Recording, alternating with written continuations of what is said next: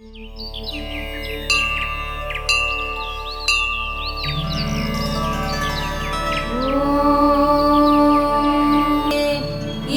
वृषाचलपतेरिह सुप्रभातम्। ये मानवा प्रतिदिनं पठितुं प्रवृत्ताः तेषां प्रभातसमये स्मृतिरङ्गभाजां प्रज्ञां परार्थसुलभां परमां प्रसूते।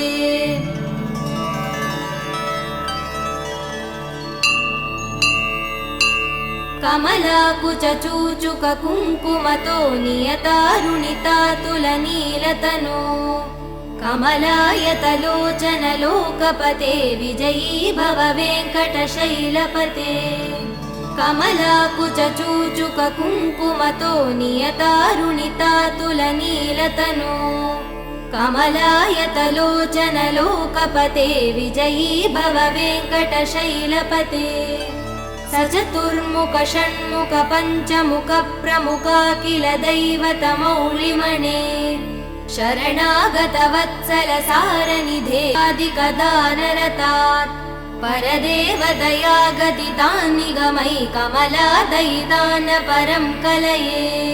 कलवेणुरवावसगोपवधू शतकोटिवृतात् स्मरकोटिसमात् प्रतिवल्लविकाभिमदात् सुखदात् वसुदेवसुधान्न परं कलये।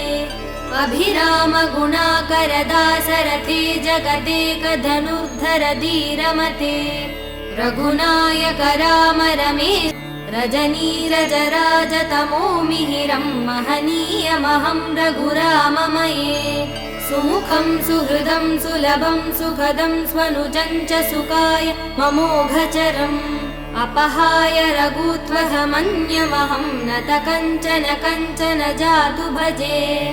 विना वेङ्कटेशं ननाथो ननाथः सदा वेङ्कटेशं स्मरामि स्मरामि। हरे वेङ्कटेश प्रसीद प्रसीद प्रियं वेङ्कटेश प्रयच्छ प्रयच्छ। विना वेङ्कटेशं ननाथो ननाथः सदा वेङ्कटेशं स्मरामि स्मरामि। हरे वेङ्कटेश प्रसीद प्रसीद प्रियं वेङ्कटेश प्रयच्छ प्रयच्छ। अहं दूरतस्ते पदाम्भोजयुग्म प्रणामे जयागत्य सेवां करोमि। सकृत्सेवया नित्यसेवाफलं त्वं प्रयच्छ प्रयच्छ प्रभो वेङ्कटेश। अज्ञानिना मया दोषान् शेषान् विहितान् हरे क्षमस्व त्वं शेषशैलशिखामणे। अज्ञानिना मया दोषान् शेषान् विहितान् हरे क्षमस्व त्वं शेषशैलशिखामणे।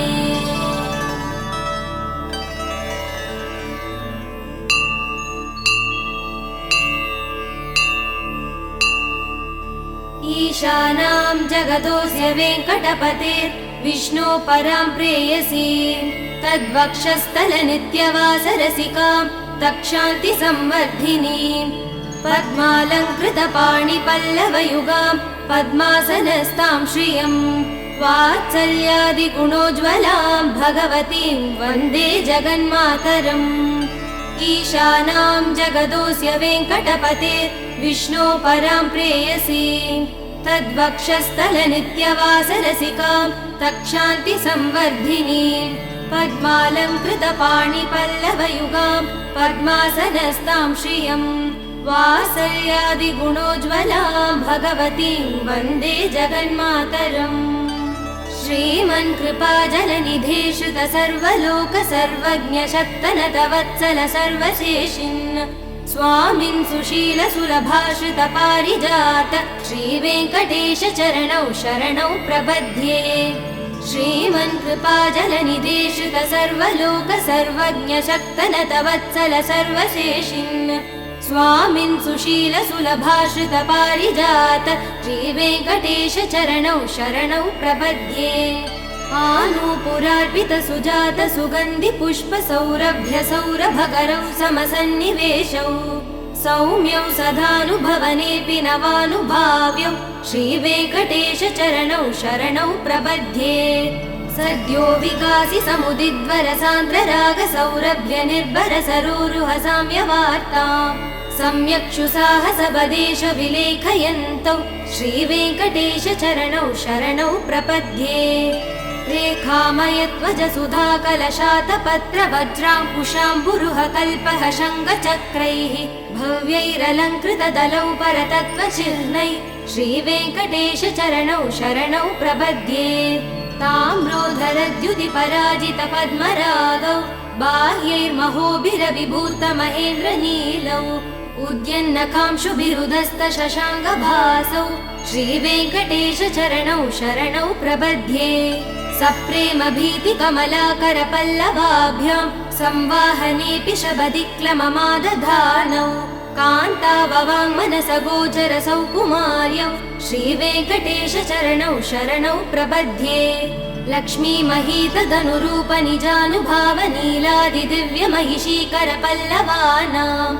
आरुण्य संक्रमण दक्किल सान्द्र रागौ श्रीवेङ्कटेश चरणौ शरणौ प्रपद्ये नित्यानमद्विधि शिवादि किरीट कोटि प्रत्युक्त दीप्त नवरत्न महप्ररोहैः नीराजनाभिरिमुदारमुपादधानौ श्रीवेङ्कटेश चरणौ शरणौ प्रपद्ये विष्णोपदे परम इत्युदित प्रशंसौ यौ मध्व उत्स इति भोग्यतयाप्युपातौ भूयस्तथेति तव पाणितल प्रदिष्टौ श्रीवेङ्कटेश चरणौ शरणौ प्रपद्ये पार्थाय तत्सदृश सारथिना त्वयैव यौ दर्शितौ स्वचरणौ शरणं व्रजेति भूयोऽपि मह्यमिह तौ करदर्शितौ ते श्रीवेङ्कटेश चरणौ शरणौ प्रपद्ये मन्मूर्ध्निकालियपणे विकटाटवीषु श्रीवेङ्कटाद्रिशिखरे शिरसि श्रुतीनां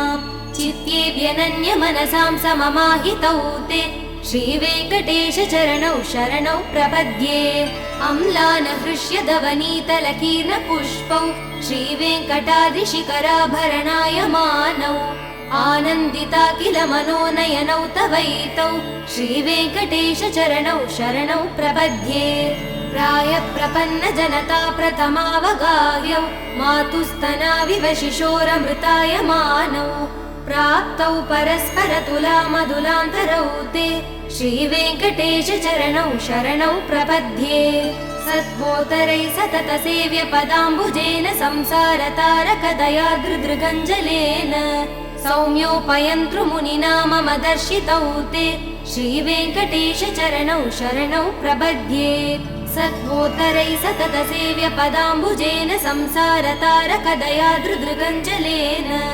सौम्योपयन्तृमुनिना मम दर्शितौ ते श्रीवेङ्कटेश चरणौ शरणौ प्रपद्ये शीशश्रिया घटिकया त्वदुपाय भावे प्राप्ये त्वयि स्वयमुपेयतया स्फुरन्त्या नित्याश्रिताय निरवध्य गुणाय तुभ्यं शां किङ्करो वृषगिरीश न जातु मह्यम् शीशश्रिया घटिकया त्वदुपाय भावे प्राप्ये त्वयि स्वयमुपेयतया स्फुरन्त्या नित्याश्रिताय निरवध्य गुणाय तुभ्यं शां किङ्करो वृषगिरीश न जातु मह्यम्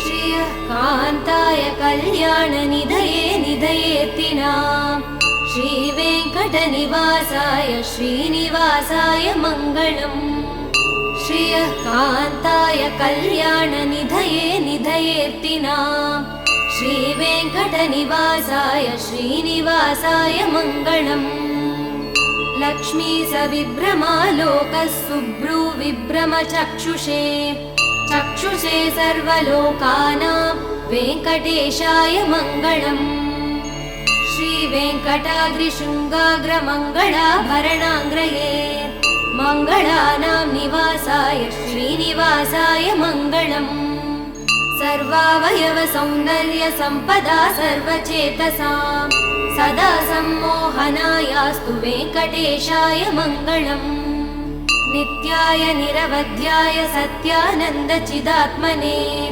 सर्वान्तरात्मने श्रीमद्वेङ्कटेशाय मङ्गलम् स्वतः सर्वविदे सर्वशक्तये सर्वशेषिने सुलभाय सुशीलाय वेङ्कटेशाय मङ्गलम् परस्मै ब्रह्मणे पूर्णकामाय परमात्मने प्रयुञ्जे परतत्त्वाय वेङ्कटेशाय मङ्गलम् आकालतत्त्वमश्रान्तमात्मनामनुपश्यताम् अतृत्यमृतरूपाय वेङ्कटेशाय मङ्गलम् प्रायस्वचरणौ पुंसां चरण्यत्वेन पाणिना कृपया दिशते श्रीमद्वेङ्कटेशाय मङ्गलम् दयामृततरङ्गिण्यास्तरङ्गैरिव शीतलैः अपाङ्गैः सिञ्चते विश्वं वेङ्कटेशाय मङ्गलम् श्रग्भूषाम्बरहेतीनां सुषमावहमूर्तये